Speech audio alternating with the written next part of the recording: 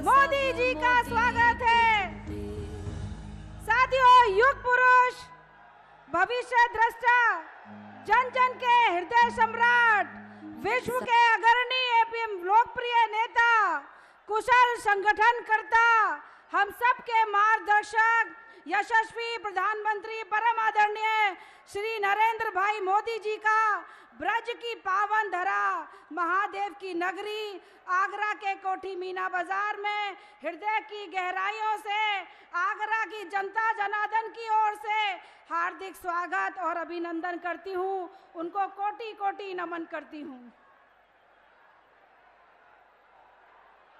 स्वागत है भाई, स्वागत है, स्वागत है भाई, स्वागत है। योगी मोदी जिंदाबाद, योगी मोदी जिंदाबाद। मोदी जी को जय श्री राम, मोदी जी को जय श्री राम। फिर एक बार दोनों हाथ उठाकर बोलेगी जनता जनार्दन मेरी। फिर एक बार, अब की बार।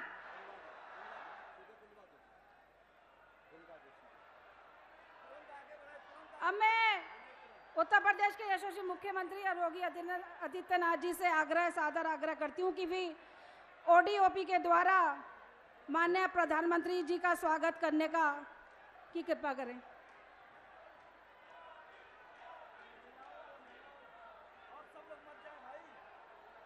सब लोग मत जाओ, बैठो ना भैया। अब मैं मंच पर उपस्थित नारी शक्ति का आह्वान करती हूं कि वो आए और यशस्वी प्रधानमंत्री जी को चुनरी उड़ाकर मां केला देवी का प्रतीक चिन्ह देकर पूरे आगरा की बहनों की तरफ से स्वागत करें।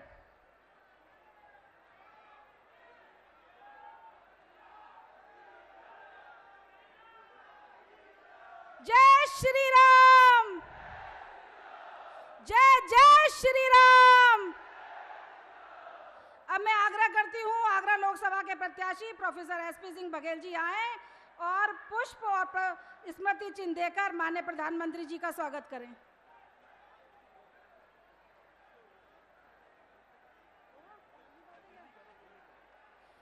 और अब मैं आग्रह करती हूं फतेहपुर सीकरी के प्रत्याशी श्रीमान राजकुमार चार जी से कि वो माननीय प्रधानमंत्री जी को स्मृति चिन्ह और पुष्प देकर उनका स्वागत करें।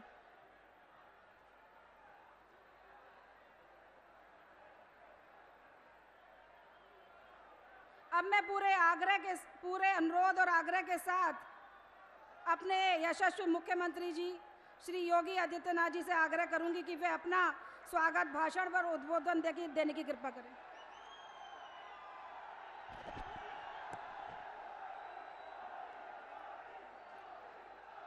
भारत माता की, भारत माता की, भारत माता की। गिरिराज महाराज की, श्री गिरिराज महाराज की। देश की इस ऐतिहासिक और पौराणिक नगरी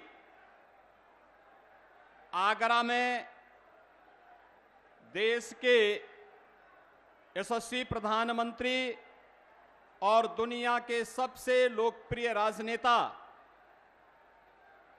आदरणीय श्री नरेंद्र मोदी जी का आगमन हुआ है। इस अवसर पर अब आप सभी आगरा वासियों की ओर से मैं आदरणीय प्रधानमंत्री जी का हृदय से स्वागत करता हूं, अभिनंदन करता हूं। मंच पर उपस्थित आगरा लोकसभा क्षेत्र से भारतीय जनता पार्टी के प्रत्याशी केंद्रीय मंत्री प्रोफेसर एसपी सिंह बघेल जी, फतेहपुर सीकरी लोकसभा क्षेत्र से भारतीय जनता पार्टी के प्रत्याशी लोकप्रिय सांसद श्री राजकुमार चाहर जी, उत्तर प्रदेश सरकार के मंत्रिमंडल के मेरे सहयोगी गण, श्रीमती बेबी रानी मौर्य जी, श्री योगेंद्र उपाध्याय जी, श्री धर्मवीर प्रजापति जी, सभी माननीय जनप्रतिनिधिगण, भारतीय जनता पार्टी और सहयोगी दलों के सभी हमारे पदाधिकारीगण और उपस्थित बहनों और भाइयों, आज आदरणीय प्रधानमंत्री जी का मार्गदर्शन ब्रजभूमि के इस पौराणिक और ऐतिहासिक नगरी से जुड़े हुए जनपद आगरा वासियों को प्राप्त होने जा रहा है। इस अवसर पर मैं आप सबकी ओर से, आगरा वासियों की ओर से, फतेहपुर सीकरी की जनता जनार्दन की ओर से आदरणीय प्रधानमंत्री जी का हृदय से स्वागत करता हूं, अभिनंदन करता हूं। बहनों और भाइयों, आप सबने इस बात को देखा है कि आदरणीय प्रधानमंत्री जी ने देश की आजादी के अमृत महोत्सव वर्ष के अवसर पर देशवासियों को पंच प्रण के साथ जोड़ने के लिए एक आह्वान किया था। एक और प्रधानमंत्री मोदी जी का पंच प्रण का वह आह्वान जो भारत के अंदर गुलामी के अंशों को समाप्त करने और विरासत का सम्मान करने के आह्वान के साथ आत्मनिर्भर और विकसित भारत की संकल्पना के लिए प्रत्येक भारतवासी को जुड़ने के लिए आह्वान करता है और उसके साथ एक साथ मिलकर के आगे बढ़ाने का आह्वान करता है। तो बहनों और भाइयों, दूसरी ओर भारत के प्रति नफरत की भावना के साथ खड़े हुए कांग्रेस, समाजवादी पार्टी और इंडी गठबंधन से जुड़े हुए वे सभी लोग भी हैं जिनका इतिहास देश के खिलाफ गद्दारी करने का रहा है, जिनका अतीत देश के अंदर जाति, क्षेत्र और भाषा के आधार पर सामाजिक ताने बाने को छिन्न भिन्न करने का रहा है, और जिनको जब भी सत्ता में आने का अवसर प्राप्त हुआ उन्होंने देश के अंदर अनुसूचित जाति, जनजाति और पिछड़ी जाति के लोगों के हकों पर डकैती डालने के साथ ही गरीबों के हकों पर भी डकैती डालने का कुत्सित प्रयास किया है। बहनों और भाइयों, जब इस देश का लोकसभा का ये चुनाव होने जा रहा है, उन स्थितियों में आपके द्वारा 2014 में प्रधानमंत्री मोदी जी के नेतृत्व पर विश्वास किया गया और आज उस विश्वास का परिणाम हम सबके सामने है। दुनिया के अंदर भारत का सम्मान बढ़ा है, देश की सीमाएं सुरक्षित हुई हैं, आतंकवाद और नक्सलवाद से भारत मुक्त हुआ है, विकास के बड़े बड़े कार्य हुए हैं और गरीब कल्याणकारी योजनाओं का लाभ देश की जनता जनार्दन को बिना भेदभाव के प्राप्त हो रहा है। भारत दुनिया की सबसे बड़ी आर्थिक महाताकत के रूप में उभरता हुआ दिखाई दे रहा है। जिन लोगों को भारत के अंदर गरीब कल्याणकारी योजनाएं, विकास की योजनाएं, सुरक्षित भारत अच्छा नहीं लग रहा है, वे लोग फिर से षड्यंत्र करने के लिए आपके बीच आए हैं और इसीलिए आप सबका आह्वान करने के लिए कि आपके वोट ने देश की तकदीर और तस्वीर को बदलने में बड़ी भूमिका का निर्वहन किया। 10 वर्ष में एक नए भारत का हम दर्शन कर रहे हैं। आज इस नए भारत के शिल्पी, आत्मनिर्भर और विकसित भारत के संकल्पकर्ता आदरणीय प्रधानमंत्री मोदी जी हम सबके बीच में उपस्थित हैं। उनका योग्य मार्गदर्शन हम आगरा वासियों को प्राप्त होगा। इस विश्वास के साथ उनका आशीर्वाद आगरा से प्रोफेसर एसपी सिंह बघेल और फतेहपुर सीकरी से श्री राजकुमार चाहर को प्राप्त है। कमल चुनाव चिन्ह पर आपका एक एक वोट सीधे मोदी जी के संकल्पों को और आत्मनिर्भर और विकसित भारत की संकल्पना को आगे बढ़ाएगा और इस दिश से आप सबसे अपील करते हुए मैं एक बार फिर से आदरणीय प्रधानमंत्री जी का आगरा की इस धरती पर हृदय से स्वागत करता हूं, अभिनंदन करता हूं। धन्यवाद। जय हिंद।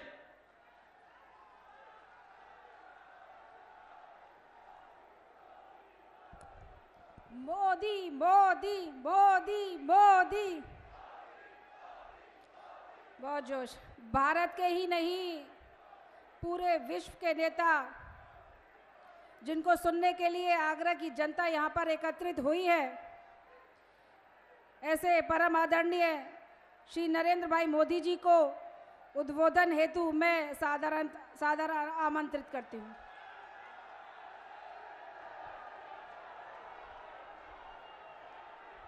मोदी मोदी मोदी मोदी।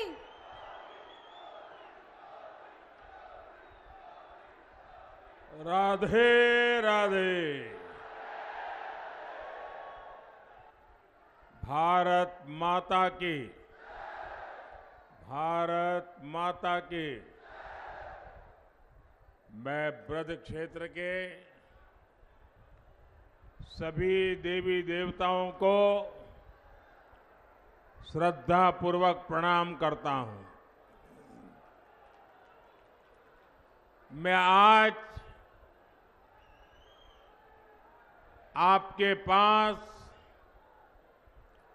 विशेष रूप से आया हूं। मैं पहले भी आता हूं, आता रहा हूं, जहां जहां पहुंच सकता हूं पहुंचता हूं। लेकिन पहले जब मैं आता था तो कुछ देने के लिए आता था, कुछ लेकर के आता था, कोई योजना लेकर के आता था, किसी के उद्घाटन के लिए आता था। लेकिन आज मैं आपसे देने के लिए नहीं, मांगने के लिए आया हूं।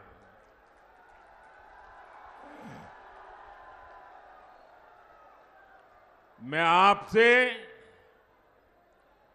विकसित भारत के लिए आशीर्वाद मांगने के लिए आया हूं।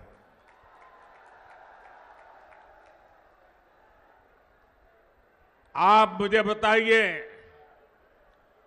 अगर भारत विकसित होता है तो आपका भला होगा कि नहीं होगा? भारत विकसित होता है तो आपके परिवार का भला होगा कि नहीं होगा?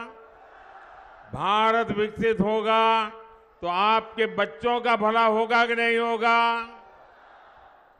और इसलिए भी देश एकजुट होकर कह रहा है, फिर एक बार, फिर एक बार, फिर एक बार।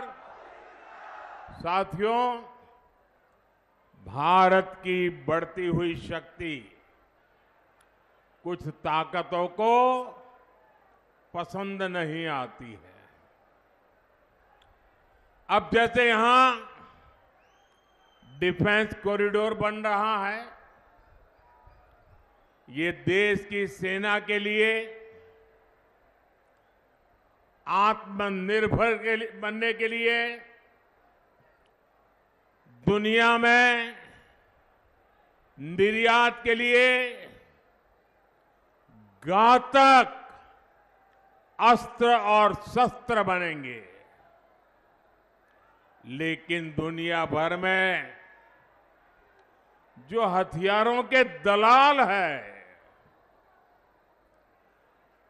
जो पुरानी सरकारों में घूस देकर के अपना काम करा लेने के एक्सपर्ट हो गए थे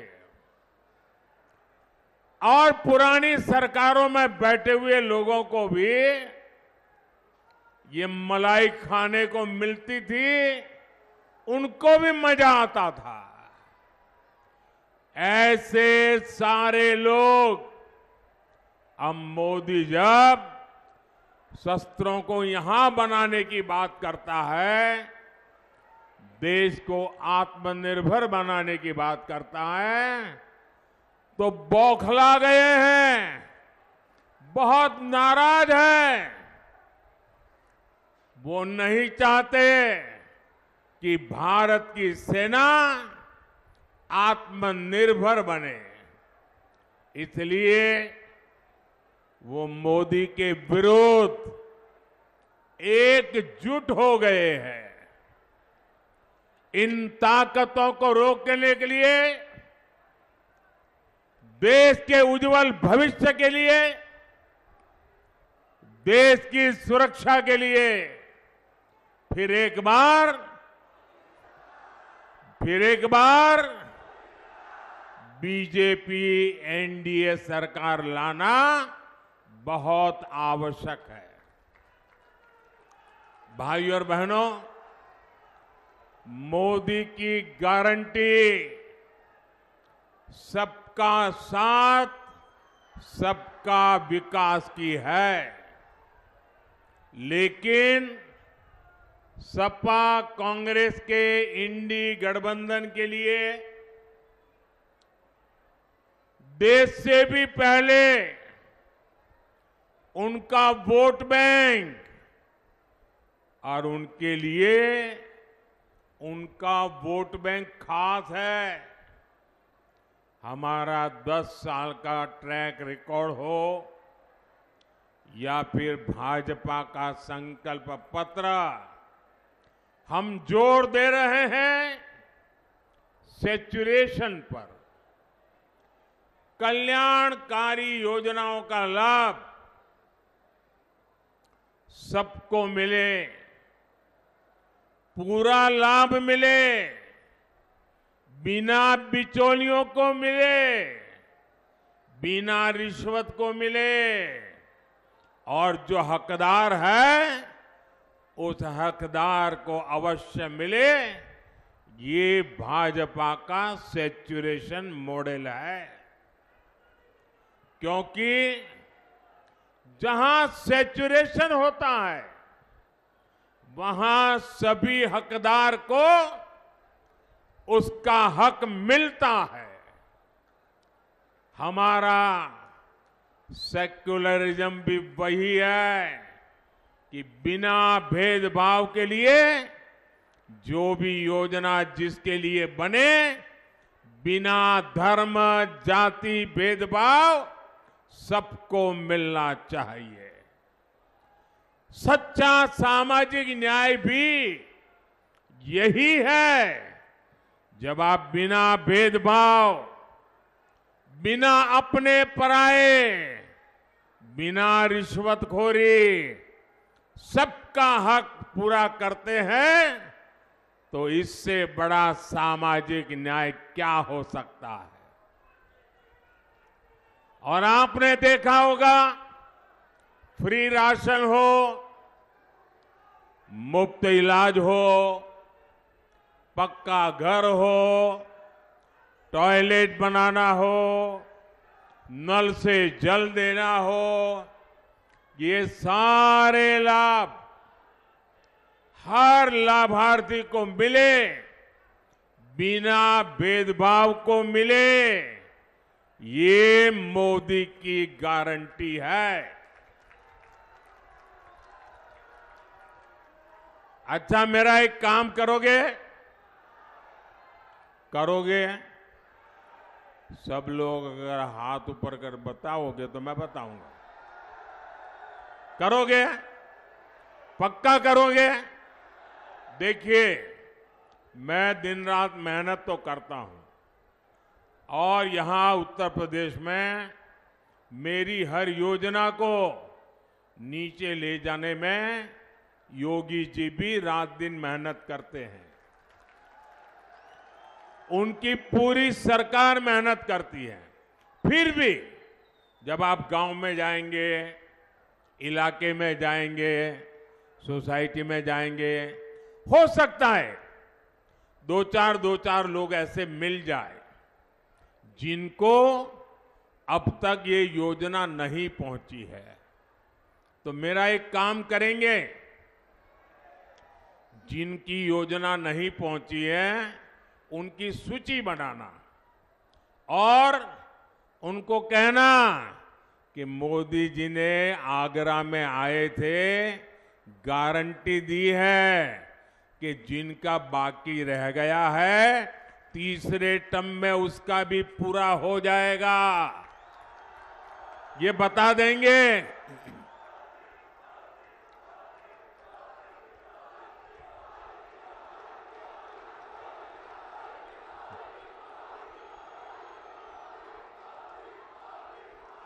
और आप देखिए, मेरे लिए तो आप सभी मोदी ही है और इसलिए मेरी गारंटी आपके माध्यम से जरूर पहुंचेगी। साथियों, जब एक के बाद एक गरीब के सशक्तिकरण के हम काम कर रहे हैं, गरीब को गरीबी को परास्त करने के लिए मजबूत कर रहे हैं, एक ऐसा मॉडल है जिस मॉडल की आज दुनिया के लोग चर्चा कर रहे हैं, क्योंकि हमने जो रास्ता अपनाया है, हमने जो मॉडल अपनाया है, उससे आज देश में 25 करोड़ देशवासी जो गरीबी की जिंदगी जीते थे वो गरीबी से बाहर निकले हैं। साथियों, मोदी हमारे देश में हमने तुष्टीकरण की राजनीति बहुत देखी है। तुष्टीकरण की राजनीति ने के देश को टुकड़े टुकड़ों में बांट के रख दिया है। तुष्टीकरण की राजनीति ने सच्चे और ईमानदारों के हक को डुबोया है और इसलिए अब मोदी तुष्टीकरण को समाप्त करके संतुष्टीकरण की ओर आगे बढ़ रहा है। हमारा रास्ता तुष्टीकरण का नहीं है, हमारा रास्ता संतुष्टीकरण का है। सबका साथ सबका विकास ये मंत्र भी उसी तुष्टीकरण का महामार्ग है। लेकिन सपा कांग्रेस का इंडी गठबंधन घोर तुष्टीकरण में जुटा है। 24 के चुनाव में कांग्रेस ने जो मैनिफेस्टो जारी किया है उस पर 100%, और ये मैंने पहले ही दिन कहा था, आज नहीं कह रहा हूं, कांग्रेस के इस बार के मैनिफेस्टो पर 100% मुस्लिम लीग का थप्पा लगा हुआ है, मुस्लिम लीग की छाप है। कांग्रेस का पूरा मैनिफेस्टो सिर्फ वोट बैंक को मजबूत करने के लिए समर्पित है। हमारा मैनिफेस्टो देश को मजबूत करने के लिए समर्पित है। साथियों, आजादी के बाद से ही ये स्पष्ट हो गया है कि भारत में धर्म के आधार पर कभी भी आरक्षण नहीं दिया जाएगा। ये संविधान सभा में चर्चा करने के बाद तय हुआ है।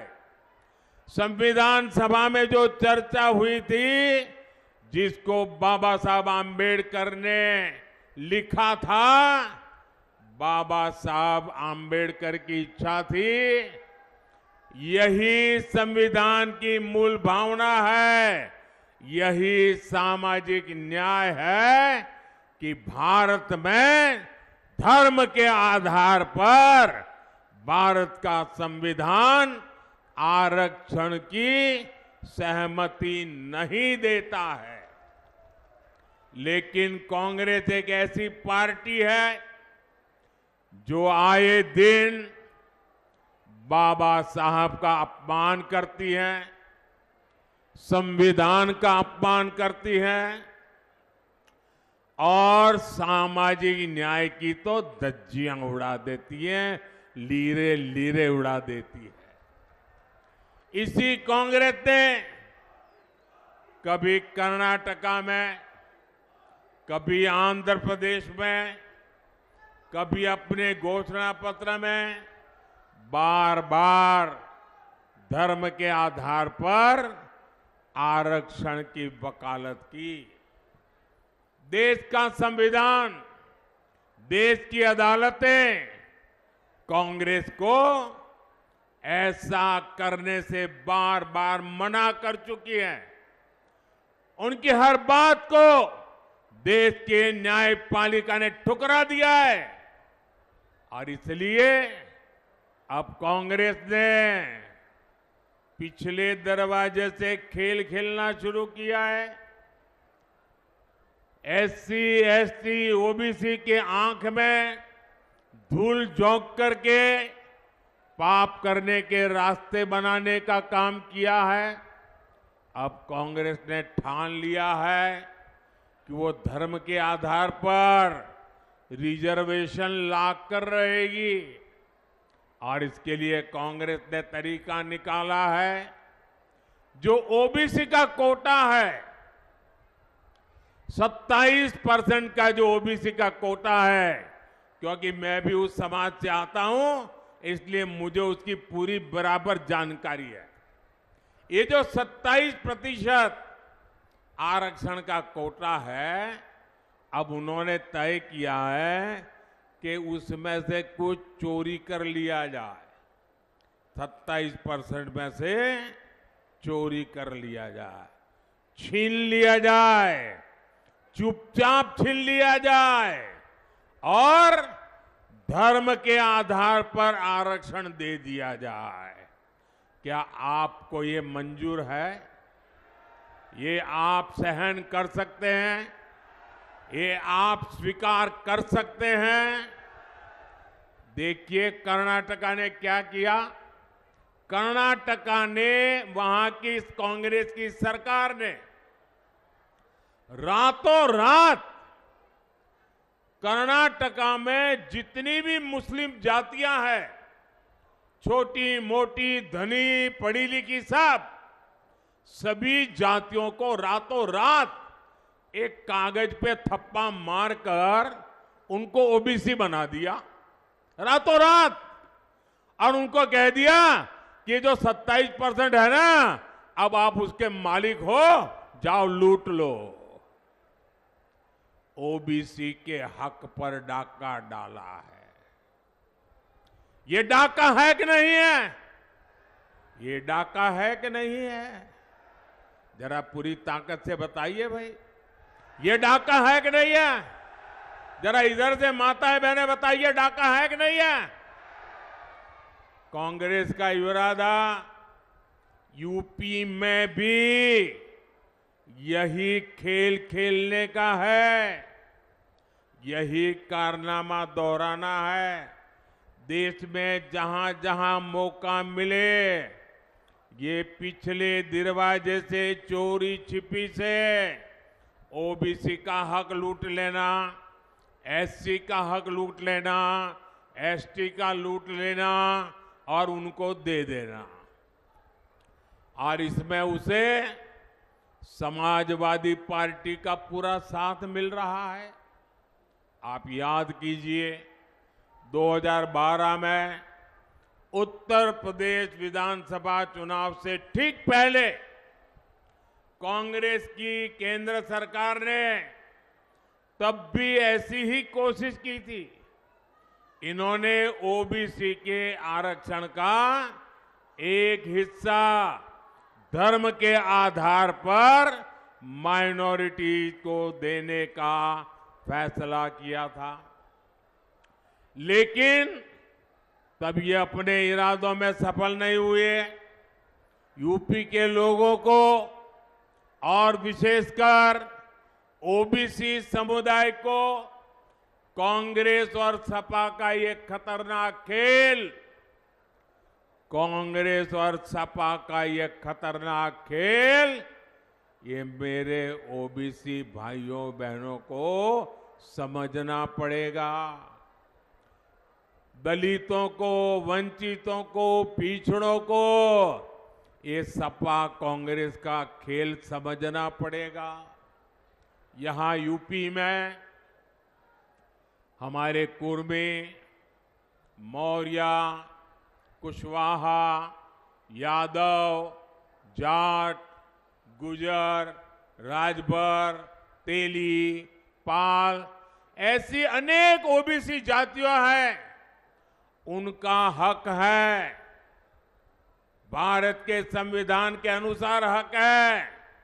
तो इनसे छीनकर समाजवादी पार्टी और कांग्रेस अपने चहेते वोट बैंक को देना चाहते हैं। समाजवादी पार्टी अपने वोट बैंक की खातिर यादवों, पिछड़ों से ही सबसे बड़ा विश्वासघात कर रही है। तुष्टीकरण में डूबी समाजवादी पार्टी और कांग्रेस दोनों की एक ही प्रकार की सोच है। और यहां उत्तर प्रदेश में जो दो लड़कों में दोस्ती है ना, इसका भी आधार ये तुष्टीकरण की राजनीति ही है। दोनों मिलकर भाषण में तो ओबीसी ओबीसी करते हैं और पिछले दरवाजे से ओबीसी का हक छीनकर अपने वोट बैंक को मजबूत करने के लिए देना चाहते हैं। आप मुझे बताइए, क्या आप, जरा मैं आप सबसे सुनना चाहता हूं, क्या आप कांग्रेस सपा को ये पाप करने देंगे, ये बेईमानी करने देंगे, ये आपके अधिकार को लूटने देंगे? भाइयों और बहनों, योगी जी के मुख्यमंत्री बनने से पहले यहां इंडी गठबंधन वालों का नारा क्या होता था, आप भूल गए होंगे, क्योंकि योगी जी के राज में ऐसा होता नहीं है, इसलिए आप भूल गए हो। मैं जरा याद कराना चाहता हूं, उस समय नारा क्या था? जो जमीन सरकारी है, जो जमीन सरकारी है वो जमीन हमारी है। था कि नहीं था ऐसा नारा? ऐसा नारा लगता था कि नहीं लगता था? और लखनऊ में जो बैठी थी ना सरकार, वोट बैंक वाली सरकार, उनका आशीर्वाद रहता था। ये योगी जी की सरकार आई तो ऐसे लोगों को सही जगह पर पहुंचाया।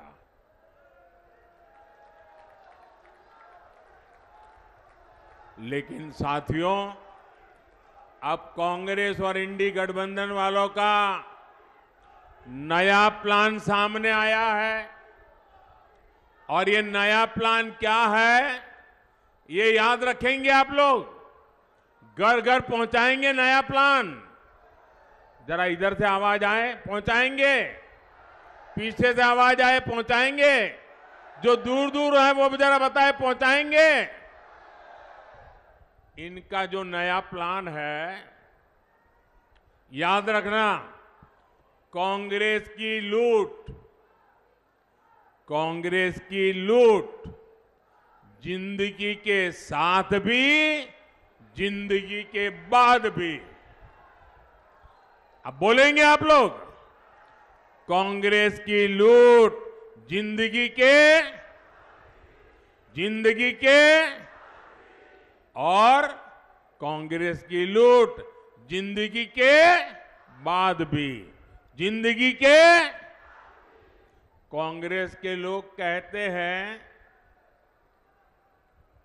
बार बार कह रहे हैं और बड़े खुशमिजाज होकर के कह रहे हैं, जैसे उन्होंने बहुत बड़ा तीर मार लिया। वो कहते हैं अब आपकी सबकी संपत्ति की जांच होगी। एक्सरे, कांग्रेस के शाहजादे की एक्सरे मशीन अब बहनों बेटियों की अलमारियों में पहुंचेगी। शाहजादे की एक्सरे मशीन लॉकर में पहुंचेगी। अरे किसी गरीब मां ने कुछ अपनी बेटी के लिए बचा करके रख करके जवार बाजरे के डिब्बे में रखा है ना, तो उनकी एक्सरे वहां भी पहुंचेगी। इन्होंने मंगलसूत्र दबा के रखा है तो वहां भी इनकी एक्सरे पहुंचेगी। और थोड़ा बहुत जहर गहना जो रखा होगा, ये सपा कांग्रेस की सरकार आई तो उस पर डाका डालेगी, कब्जा करेगी। ये उन्होंने घोषणा की है, ये मैं नहीं कह रहा हूं, उनके बड़े बड़े दिग्गज कह रहे हैं, खुद शाहजादे कह रहे हैं। क्या आप, हमारी माताएं बहनें, जरा मुझे बताइए, आपके पास जो स्त्री धन है, आपके पास जो मंगलसूत्र है, क्या ये आप किसी को लेने देंगे? किसी सरकार को लेने देंगे? देश की कोई माता बहना लेने देगी? अरे सर कटवा देगी, लेकिन वो कभी नहीं देगी, ये इनको मालूम नहीं है।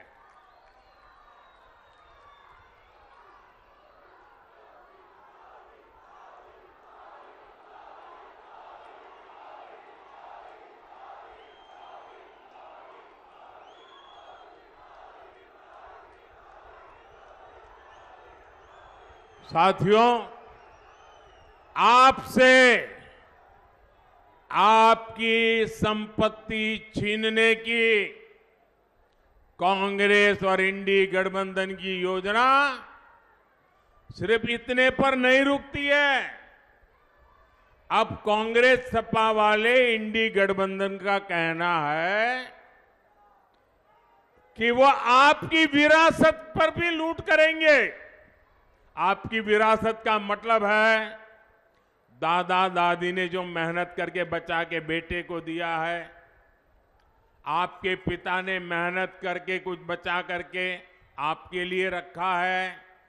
जिस दिन वो नहीं रहेंगे तो फिर ये इंडी गठबंधन, कांग्रेस गठबंधन ने घोषणा की है कि वो आपके परिवार के लोगों को मिलने से पहले 55%, आधे से ज्यादा सरकार उस पर कब्जा कर लेगी, बाकी बचा वो आपके नसीब में आएगा।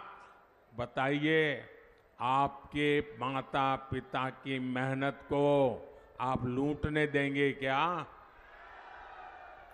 यानी आज जो संपत्ति आप आने वाली पीढ़ियों के लिए जोड़ रहे हैं, आपके बाद उस पर भी ये लोग आधे से ज्यादा टैक्स लगा करके लूटना चाहते हैं। अब मैं समझाता हूं।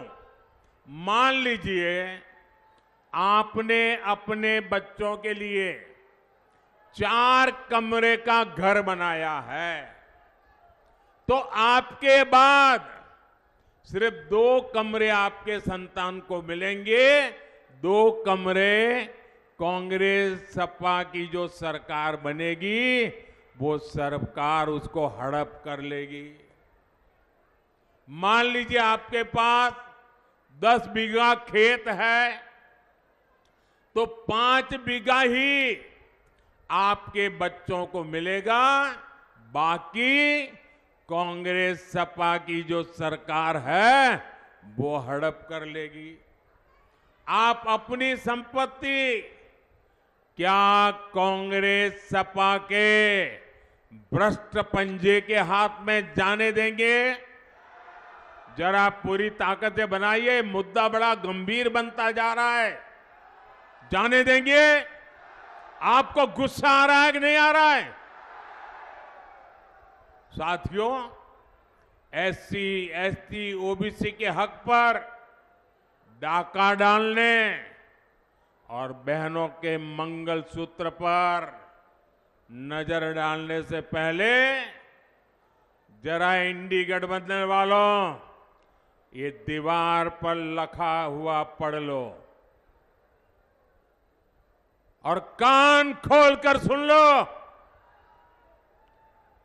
जब तक मोदी जिंदा है,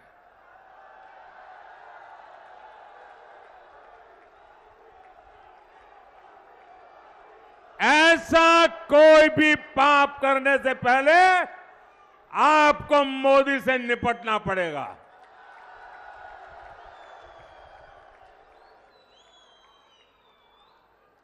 हमारा संकल्प है, जो भ्रष्टाचारी है उनकी जांच होगी।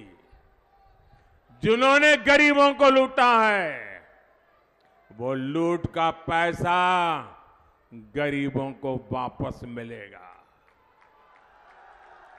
ये जो भ्रष्टाचारी है, इनके पास जो लूट का पैसा है निकल रहा है, जो बंगले, गाड़ियां जब्त हो रही हैं, ये जनता को कैसे लौटाया जाए, इस पर मोदी तेजी से काम कर रहा है, रास्ता खोज रहा है। ये माताओं बहनों की बचत पर नजर गड़ाए हुए हैं, लेकिन मोदी माताओं बहनों को संपत्ति का हकदार बनाने में मैं आपका चौकीदार बन के खड़ा हूं। बीते 10 वर्षों में मोदी ने 4 करोड़ पक्के घर बनाए हैं। इनमें से 3 करोड़ से अधिक पक्के घर माताओं बहनों के नाम मिले हैं। ये मेरी माताओं बहनों की ताकत है। मोदी ने बहनों के जनधन बैंक खाते खुलवाए ताकि सरकारी लाभ का सीधा पैसा घर की माता बहन के खाते में जाए। और अब मोदी की गारंटी है कि 3 करोड़ बहनों को, आंकड़ा याद रखिए, 3 करोड़ बहनों को लखपति दीदी बनाया जाएगा। आज देश का युवा आत्मविश्वास से भरा हुआ है, आशावान है, सामर्थ्यवान है, कर्तृत्ववान है और मुझे मेरे देश के युवाओं पर नाज है। मैं दुनिया में जाता हूं ना, तो मुझे लोग पूछते हैं, मोदी जी इतने बड़े बड़े काम, इतने बड़े बड़े सपने। मैंने कहा इस सपनों की ताकत मुझे मेरे देश के नौजवानों से मिलती है, उनके सामर्थ्य से मिलती है। आज देश में नए नए अवसर बन रहे हैं, नए नए सेक्टर खुल रहे हैं। युवाओं की हर आकांक्षा का ध्यान हमारी सरकार रख रही है।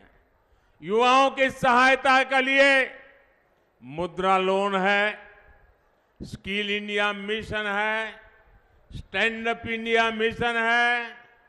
हमारी नौकरियों में गैर जरूरी इंटरव्यू खत्म कर दिए। हमने स्थानीय भाषाओं में परीक्षाओं का प्रावधान किया। हमने सरकारी व्यवस्थाओं को फेसलेस बना दिया। साथियों, दूसरी तरफ कांग्रेस है जिसने आजादी के बाद से ही भाई भतीजावाद को बढ़ाया, युवाओं की क्षमता को बर्बाद किया। अभी इसका ताजा प्रमाण मिला है, आप जरा सुनिए और लोगों को बताइए। शायद आज आपने अखबारों में भी पढ़ा होगा, ताजा प्रमाण मिला है। हमारे पड़ोस में राजस्थान में, वहां कांग्रेस की सरकार थी। कांग्रेस के अपने लोगों ने कांग्रेस के मुख्यमंत्री के करीबी ने कल एक बड़ा चौंकाने वाला खुलासा किया है और सार्वजनिक रूप से किया है, और अभी तक कांग्रेस के मुंह पर ताले लगे हुए हैं। वो कह रहे हैं कि पेपर लीक यानी नौजवानों के भविष्य के साथ इतना बड़ा खिलवाड़। वो कहते हैं कि राजस्थान में जो पेपर लीक हुआ, वो पेपर लीक में गहलोत सरकार, कांग्रेस के गहलोत की सरकार खुद शामिल थी, और कोई और नहीं कह रहा है। जो कांग्रेस के मुख्यमंत्री के कार्यालय में काम करने वाले सज्जन थे, वो कह रहे हैं। आप बताइए मेरे नौजवानों, इससे बड़ा पाप, इससे बड़ा धोखा मेरे देश के युवाओं के साथ नहीं हो सकता है। यानी राजस्थान में अब कांग्रेस का ही पेपर लीक हो गया है। यही कांग्रेस की सच्चाई है। इसलिए देश के युवाओं को, हमारे फर्स्ट टाइम वोटर्स को कांग्रेस से बहुत सतर्क रहना है। भाइयों और बहनों, भाजपा सरकार की पहचान ही अच्छी सड़कें, आधुनिक रेल लाइन, मेट्रो सुविधाएं, कोविड में वैक्सीन की व्यवस्था, 80 करोड़ लोगों को मुफ्त राशन, 70 साल से ऊपर के लोगों के लिए आयुष्मान कार्ड। हम आगरा, फतेहपुर सीकरी सहित इस पूरे क्षेत्र को पूरी दुनिया के निवेशकों और पर्यटकों के लिए आकर्षक बनाने में जुटे हैं। आप याद रखिएगा, ये जो अयोध्या में प्रभु राम मंदिर के दर्शन के लिए लोग आ रहे हैं ना, लाखों लोग आ रहे हैं। काशी में जो कॉरिडोर बना है, लाखों लोग आ रहे हैं। आप मान के चलिए, वो निकलते हैं अयोध्या आने के लिए, वे निकलते हैं काशी के लिए आने के लिए, लेकिन वो जरूर आगरा आकर के जाते हैं। और इसलिए यहां का टूरिज्म तो बढ़ने ही बढ़ने वाला है। आपको तो एक हाथ में 2-2 लड्डू है। आप याद रखिएगा, आपका वोट एसपी सिंह बघेल जी और राजकुमार चाहर जी को तो मिलेगा ही, लेकिन जब आप वोट उनको देंगे ना, तो उनको तो मिलेगा ही, लेकिन ये वोट मोदी को भी मिलेगा। तो आप मोदी को वोट देंगे, पक्का देंगे। और इसलिए 7 मई को कुछ समय अपने इस सेवक के लिए जरूर निकालना। कितनी ही गर्मी क्यों न हो, कितनी ही शादियां क्यों न हो, कितने ही निजी काम क्यों न हो, लेकिन जब मैं इतनी मेहनत करता हूं, दिन रात मेहनत करता हूं, तो मतदान के दिन मेरा आपसे कुछ समय मांगने का हक बनता है कि नहीं बनता है? मैं इतना तो मांग सकता हूं कि नहीं मांग सकता हूं? मैं देशवासियों से इतना तो मांग सकता हूं ना कि आप देश के लिए 1-2 घंटे निकालिए, गर्मी हो तो भी निकलिए, मतदान कीजिए, मतदान कराएंगे। अच्छा, मेरा एक और काम करेंगे, घर घर जाएंगे, घर घर जाकर के कहना, मोदी जी आए थे, आप सबको राधे राधे कहा है। पहुंचा देंगे राम राम, मेरा राम राम पहुंचा देंगे। बोलिए भारत माता की, भारत माता की, भारत माता की। बहुत बहुत धन्यवाद।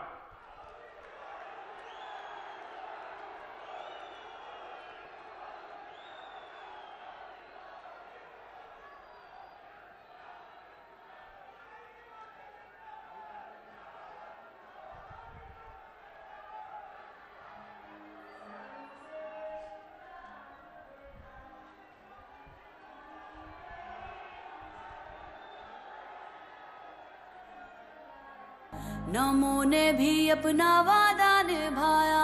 उन्नत देश जो था बस सपना, बस यही था सपना उसका अपना। चुनता रहा वो राह सही, जो जनहित में हो चुना वही। सपने नहीं हकीकत बुनते, तभी तो सब मोदी को चुनते, तभी तो सब मोदी को चुनते।